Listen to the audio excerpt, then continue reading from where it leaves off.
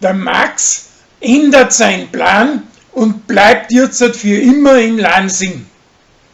Ein Zwiefel gefällt das nicht, aber sie findet sich auch damit. Der Fanny, seine preußische Tochter, schwanzt die Schule und geht auf die Freude-Demos und spielt sich als große Ökotussi auf und bringt das halbe Wirtshaus durcheinander. Die Alte ist zuerst ganz aus dem Häusl, aber schließlich tut's auch mit.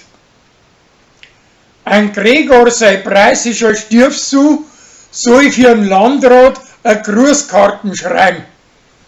Stattdessen holt er aber mit dem Christ zusammen aus dem Netz ein Teppenversal.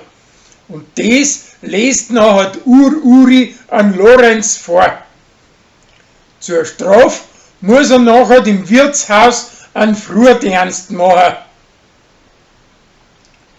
Weil das Hummerl sogar am Holzertag zum Landrat geht, lässt sie das Bärli komplett volllaufen und als ein Psuffener randaliert er und schmeißt eine eiserne Stange in Landrat seine Wiesen ein.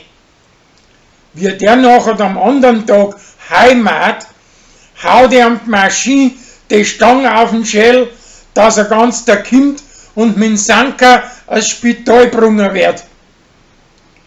Das Bärli lässt die blutige Stange bei der Zeit nur verschwinden, aber der Korbi kommt ihm dahinter.